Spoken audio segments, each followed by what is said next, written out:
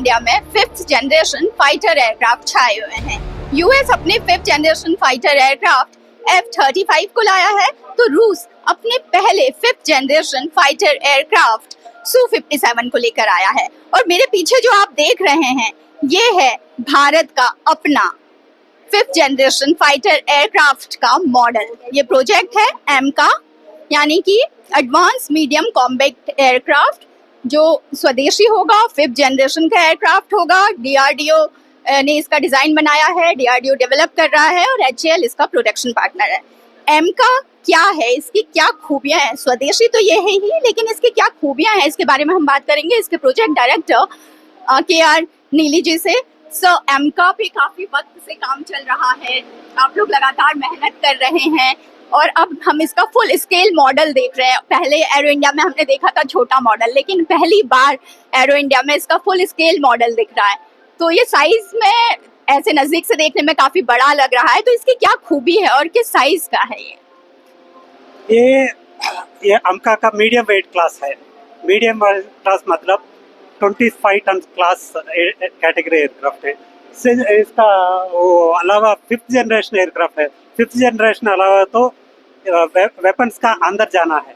Weapons का अंदर जाना है तो थोड़ा लंबा हो जाएगा, एयरक्राफ्ट लंबा हो जाएगा। इसका लिए थोड़ा 1:1 स्केल मॉडल लंबा दिख रहा है।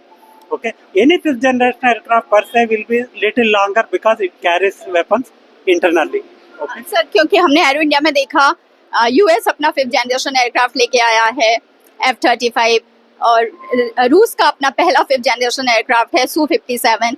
तो अगर हम कंपेयर करें तो ये क्या उनसे बेटर है या बराबर है, अगर हम कैपेसिटी वाइज देखें तो यूएस का F-35 और रशिया का Su-57 वो heavy weight category 5th generation fighters है।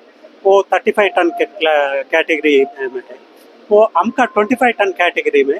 This is designed exclusively to meet the requirements of the Indian environment or the Indian user, Indian Air Force. Okay, so this is meant for meeting the Indian Air Force requirements. Sir, अब हम इसका full scale model तो देख रहे हैं, तो इसकी क्या कोई टाइमलाइन आपने कोई सेट की है कि ये कब तक इसका पहला प्रोटोटाइप आ जाएगा, कब पहली फ्लाइट ये ले सकेगा? टाइमलाइंस का बात है वो फर्स्ट फ्लाइट का 2028 एंडिंग का हो जाएगा और एयरक्राफ्ट 2034 का सर्टिफाई हो जाएगा और 2036 में इंडक्ट होना है। सर, इसकी क्या खासियत है, कितना वेट ये कैरी कर सकेगा, इसकी कैपेसिटी कितनी होगी और कितने हार्ड पॉइंट हैं इसमें? अंदर इंटरनल वेपन में मतलब वेपन्स अंदर चले जाएगा। इसका 1.5 टन कैरी करेगा और स्टेल्थ मिशन में, नॉन स्टेल्थ मिशन में और ज्यादा 5 टन लगेगा। Total 6.5 ton weapons that it can be able to carry. Stealth है, इसका मतलब है कि दुश्मन की नजर से बच सकता है, दुश्मन के रडार इसको बहुत आसानी से नहीं पकड़ सकेगा। तो सर, अभी कितना उत्साह है लोगों में, क्योंकि पहली बार ये यहाँ इसका फुल स्केल ये मॉडल है, तो लोग आके देख रहे हैं, सेल्फी ले रहे हैं। अच्छा है, वो पहली बार हम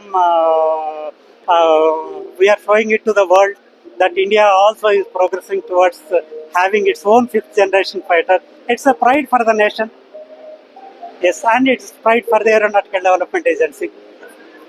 So, like he said, it's the pride of the nation. तो सभी को इंतजार है कि ये कब अपनी पहली उड़ान भरेगा। जैसा मैंने शुरू में भी कहा कि एरो इंडिया में 5th जनरेशन फाइटर जेट छाए हुए हैं। इस वक्त सिर्फ 3 देश ऐसे हैं जो 5th जनरेशन फाइटर जेट बनाते हैं, उसमें यूएस, चीन और रूस शामिल है। यूएस के पास 2 तरीके के 5th जनरेशन फाइटर जेट हैं, F-22 और F-35। इसी तरह से चीन के पास भी 2 तरह के 5th जनरेशन फाइटर जेट हैं, J-20 और J-35। हाल ही में चीन ने अपने एक नए 5th जनरेशन फाइटर जेट को भी दुनिया के सामने दिखाया, वो लगातार काम कर रहा है। भारत भी काफी वक्त से इस पर काम कर रहा है। अगर जब ये भारत का 5th जनरेशन फाइटर जेट तैयार हो जाएगा तो भारत उन देशों की श्रेणी में शामिल हो जाएगा जो अपना 5th जनरेशन फाइटर जेट बना सकते हैं, यानी रूस, यूएस और चीन के बाद भारत भी इनकी श्रेणी में शामिल हो जाएगा। तो भारत को अपने 5th जनरेशन फाइटर जेट का इंतजार है। पूनम पांडे, नव भारत टाइम्स के लिए।